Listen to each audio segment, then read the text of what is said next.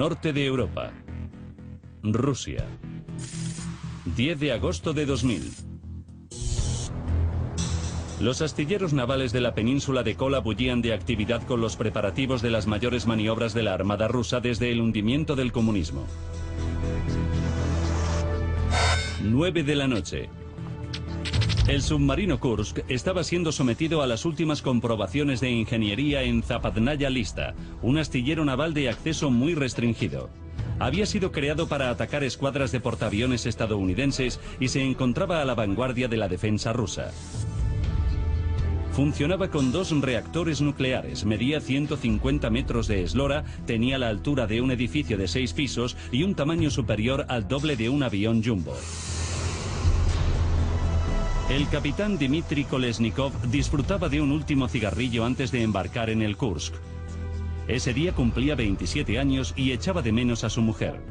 Dmitry y Olga se habían casado tan solo 4 meses antes. Poco después de casarse, Dmitry le enseñó a Olga el Kursk. Quería que Olga tuviera la misma confianza en el submarino que él. No me esperaba que el submarino fuera tan enorme. Cerca de la popa del barco, Dmitry mostró a Olga la sala de control de propulsión, de la que era capitán de sección. Cuando llegaron a donde estaban los elementos más inusuales del Kursk, una sauna y una piscina, Olga se dio cuenta de por qué Dmitry era tan feliz en el Kursk. Me di cuenta de por qué le gustaba tanto. Aunque esa misión solo iban a ser unas maniobras de 5 días, el Kursk y su tripulación siempre estaban preparados para el combate, y el submarino iba repleto de armas. Llevaba 24 misiles de crucero en silos a ambos lados de la aleta. Y en la proa del Kursk se hallaba la sala de torpedos, que contenía 6 tubos de lanzamiento de torpedos y espacio para 24 torpedos. Viernes, 11 de agosto. En el mar de Barents, el Kursk iba a tomar parte en un ataque simulado con barcos rusos en sustitución de los norteamericanos. Su comandante era el capitán Gennady Liachin, que no se avergonzaba de ser producto del sistema soviético y era uno de los hombres más experimentados de la marina. Su objetivo era el Pedro el Grande, el buque insignia de la Flota del Norte. Al mando de los reactores se encontraba Alexei Mityaev. Era su primera misión en el Kursk. Pero a pesar de su falta de experiencia, Alexei era consciente de su enorme responsabilidad. Si se producía cualquier señal de emergencia, se esperaba de él que se sellase dentro de su compartimento y compartiera el mismo destino que los reactores. Sábado 12 de agosto, día 2. El Kursk ya estaba listo para comenzar la fase final de su misión. Dispararía 2 torpedos a la escuadra enemiga. Como todos los torpedos de prácticas, no llevaban ojiva, solo una pesa para equilibrar el arma. Eran las 11:08 de la mañana. El comandante había decidido atacar desde cerca de la superficie. Buscó los barcos enemigos y avistó el objetivo en la distancia. 6 submarinos iban a disparar a la escuadra a su paso por la zona de maniobras. El Kursk era el segundo en la cola. Eran las 11:27 y 30 segundos. El comandante echó un vistazo final por el periscopio.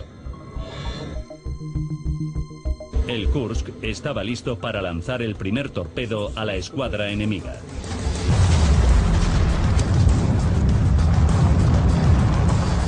Una onda expansiva sacudió el centro de mando. La tripulación resultó aplastada contra el suelo. La sala se llenó de humo tóxico. Aunque gravemente herido, el capitán sabía que la única forma de salvar la nave era ascender a la superficie lo antes posible. Ordenó a la tripulación que realizase una emersión de emergencia, pero nadie le respondió. A 70 metros de la fuente de la explosión, en la sala de control de los reactores, Alexei reaccionó según lo previsto. Sabía que los reactores estaban separados del casco con potentes absorbentes de choques que podían resistir sacudidas de 50 veces la gravedad normal. Pero si el enorme arsenal del Kursk estallaba, los absorbentes de choques resultarían inútiles. El Kursk se podía convertir en la mayor bomba radiactiva de la historia. Alexei se selló en su compartimento. Intentó contactar desesperadamente con el puesto de mando, pero no obtuvo respuesta. Sin instrucciones del comandante, Alexei se preparó para apagar los reactores.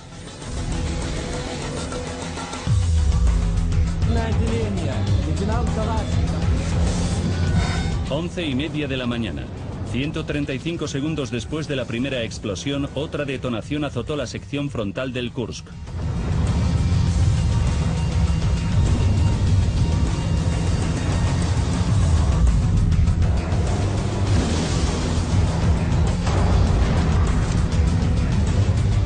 Alexei tomó una decisión. ¿Pero era demasiado tarde? Las varillas de control se empotraron contra los núcleos de los reactores y los reactores nucleares se apagaron. Dmitri y sus hombres permanecían tumbados donde habían caído y aguardaban el inevitable impacto contra el lecho marino. Aunque solo tenía 27 años, Dmitri Kolesnikov asumió el mando. Los hombres sabían por la magnitud de los daños que su única salida era por la escotilla de escape trasera del fondo del submarino.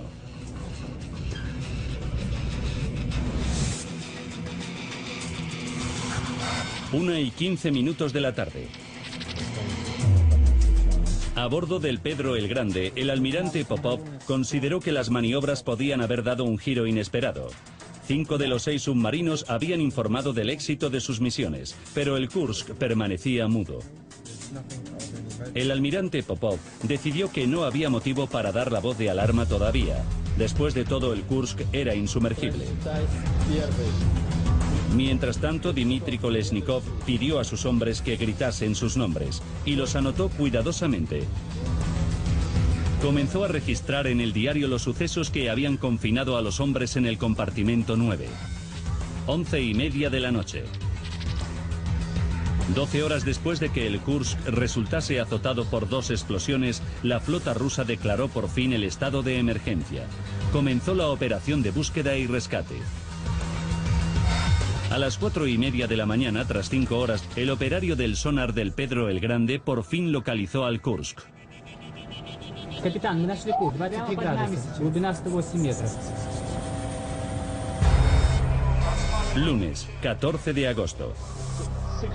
La noticia del desastre del submarino se filtró por toda Rusia. Al final del día me enteré de que había sucedido una tragedia. Pensamos a qué hospital le llevarían. Rusia tenía 2 submarinos de vigilancia de alta tecnología que podían prestar un apoyo vital a la operación de rescate, pero no estaban disponibles. En su lugar, la misión fue asignada a los 3 submarinos de vigilancia restantes que tras años de negligencia se encontraban en muy mal estado y cuyas tripulaciones carecían de formación. No obstante, los submarinos trataron de conectarse al Kursk. Pero ninguno de ellos pudo sellar herméticamente la escotilla de escape trasera. El intento de la Marina rusa de rescatar a sus hombres fue un fracaso total. Bajo la creciente presión internacional, los rusos solicitaron a un equipo mixto británico y noruego que iniciase una operación de rescate. A las 7:45 de la mañana del lunes 27 de agosto, 9 días después de su hundimiento, unos buzos lograron abrir por fin la escotilla de escape exterior del Kursk. Pero cuando abrieron la escotilla inferior, el submarino estaba inundado. Los 118 hombres habían muerto. El primer cadáver que se recuperó fue el de Dmitri Kolesnikov.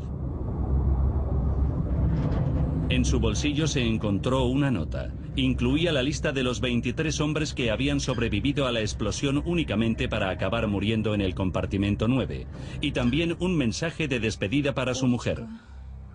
Está muy oscuro para escribir, pero lo intentaré con el tacto. Parece que no tenemos posibilidades. Tal vez el 10 o el 20%. Saludos para todos. No hay que desesperarse.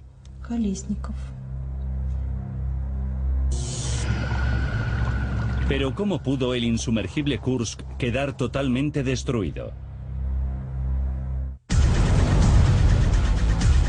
Ahora repasaremos los acontecimientos de ese día y profundizaremos en la investigación para desvelar qué le ocurrió realmente al Kursk y su tripulación. En el año 2000, Lord Truscott era el asesor del gobierno británico para la Federación Rusa. Truscott sabía que la armada rusa era incompetente y vulnerable y se temía lo peor. Creí que era totalmente posible que intentasen ocultarlo. La investigación oficial rusa comenzó en secreto y Lord Truscott sabía que existían pocas posibilidades de que sus hallazgos se hicieran públicos.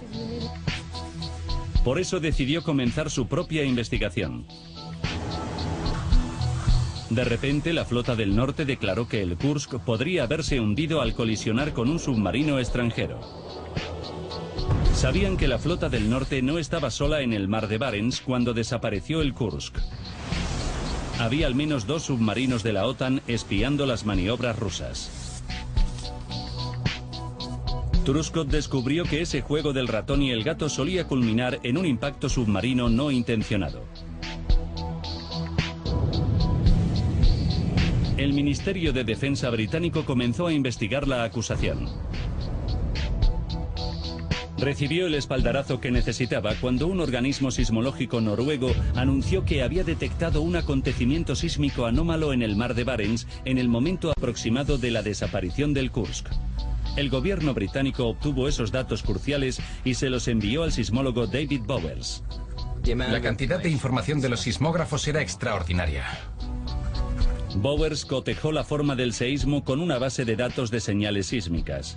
Y no encajaba con la pauta característica de un terremoto o una colisión.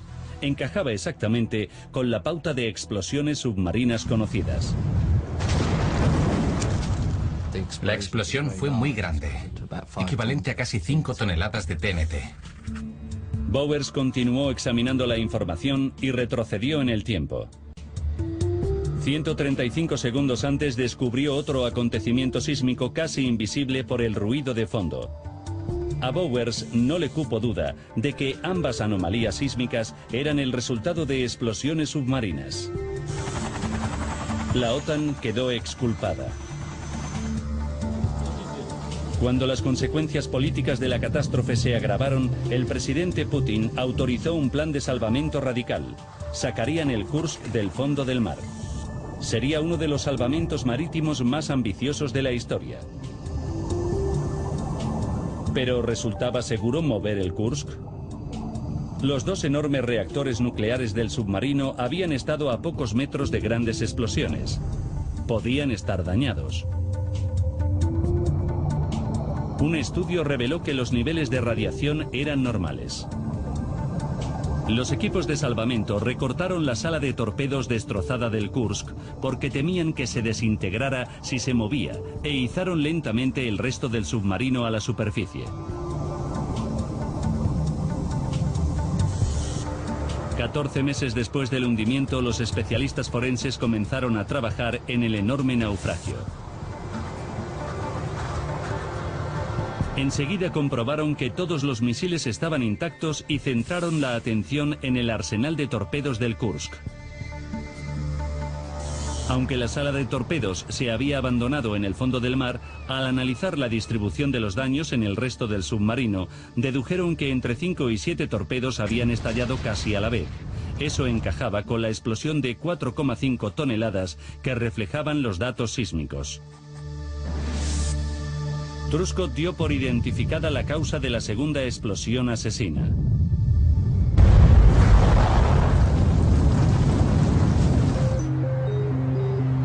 El equipo forense confirmó que la sección frontal del pecio se había calcinado.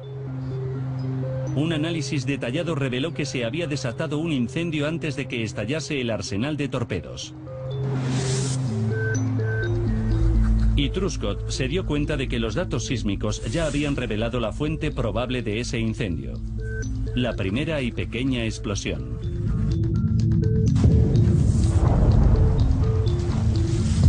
La cuestión fundamental para la investigación era averiguar la causa de esa explosión inicial.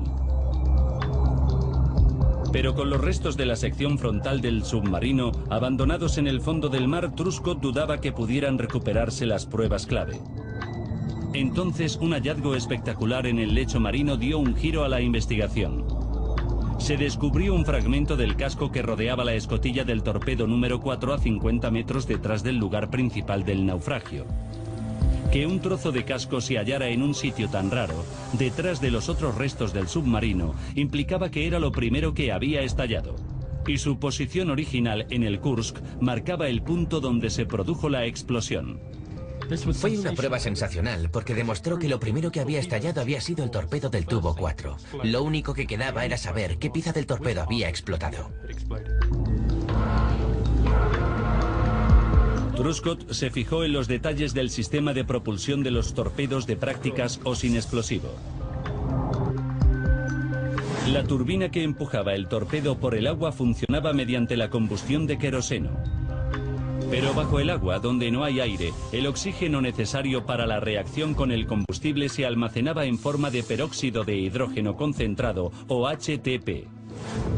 Sobre el papel es un sistema de propulsión eficaz y a prueba de fallos. Pero Truscott descubrió que el HTP tenía algunas propiedades inquietantes. Le informaron de que cuando ciertos metales o incluso el óxido entraban en contacto con el HTP, actuaban como catalizador. Entonces el peróxido de hidrógeno se desintegraba en oxígeno, vapor y muchísimo calor. El volumen de gas se incrementaba 5000 veces en una décima de segundo, y en un torpedo eso podía ser una fuerza letal. Me asombró descubrir que los torpedos HTP eran extremadamente peligrosos, especialmente si no se manipulaban de forma adecuada. Truscott necesitaba asistencia especializada y contactó con Igor Kurdin. Kurdin era un antiguo comandante de submarino ruso y tenía el suficiente conocimiento de los submarinos que requería la investigación. Kurdin estudió la posibilidad de que el sistema de propulsión por HTP fuera la raíz de la catástrofe del Kursk. Comenzó calculando la potencia explosiva probable del sistema de propulsión y el resultado fue de entre 50 y 100 kilogramos de TNT, aproximadamente el tamaño de la primera explosión registrada por el sismógrafo. Las cifras parecían apuntar cada vez más a un accidente a causa del HTP, pero Kurdin sabía que todos los torpedos de HTP disponían de medidas de seguridad para impedir el peligro de presurización del interior del torpedo. Kurdin recurrió a sus contactos para obtener el registro de mantenimiento de los torpedos sin explosivo del Kursk. El veterano comandante quedó impactado con lo que descubrió. Los torpedos procedían de una remesa fabricada en 1990. 6 de ellos se habían rechazado de inmediato por soldaduras defectuosas. Le dijeron que nunca se habían revisado las soldaduras de los torpedos de prácticas porque no se estimaba necesario, ya que carecían de ojiva. Igor Kurdin se vio obligado a concluir que probablemente una soldadura defectuosa había permitido una fuga del HTP del torpedo con consecuencias espeluznantes.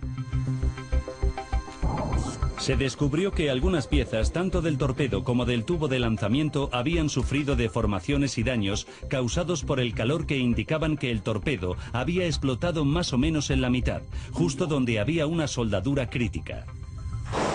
El examen de la escotilla interior del tubo de lanzamiento reveló que aunque estaba cerrada en el momento de la explosión, no estaba cerrada con cerrojo, lo que comprometía su resistencia. La conexión eléctrica entre el torpedo y la escotilla de lanzamiento era famosa por atascarse con el polvo. A menudo las tripulaciones tenían que abrir la escotilla del tubo varias veces para limpiar la conexión antes de poder completar las comprobaciones sistemáticas. ¿Cómo pudo esa pequeña explosión neutralizar el puesto de mando y dejar al Kursk indefenso?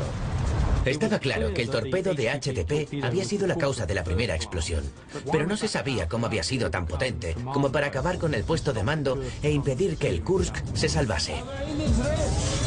Solo se necesitan unos segundos para efectuar una emersión de emergencia, pero ni siquiera pudieron llevar a cabo ese procedimiento tan básico.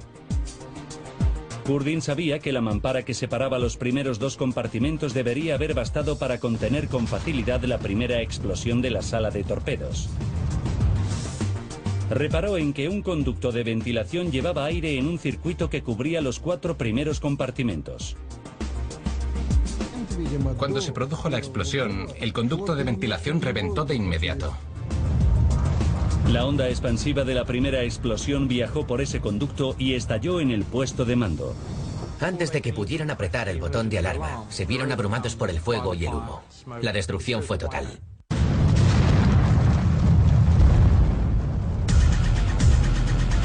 Lord Truscott ya podía recomponer la cadena de sucesos que obligó al submarino ruso y a su tripulación a vivir unos segundos catastróficos.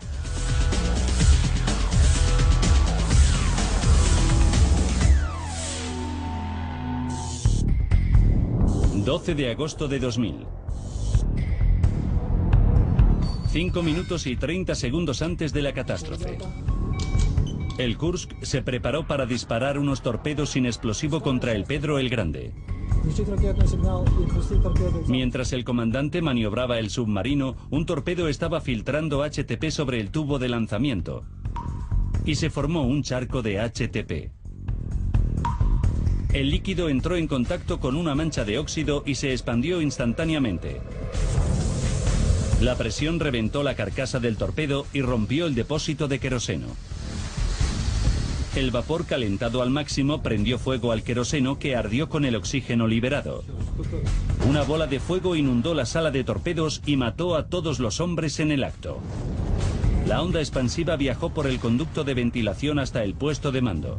En menos de 20 centésimas de segundo estallaron hasta 7 torpedos. Mientras tanto, en la sección frontal del submarino, la presión sobre el casco rebasó el límite y la capa de acero de 5 centímetros de grosor reventó. Una cascada de agua inundó la nave por el agujero de 70 metros de largo. Pocos minutos después de la primera explosión, el orgullo de la flota rusa yacía sobre el lecho de barro del mar de Barents. Fue una tumba para 118 hombres. La mayoría de los cuerpos de los marinos fueron devueltos a su familia en Rusia. Y en San Petersburgo se erigió un monumento en su memoria.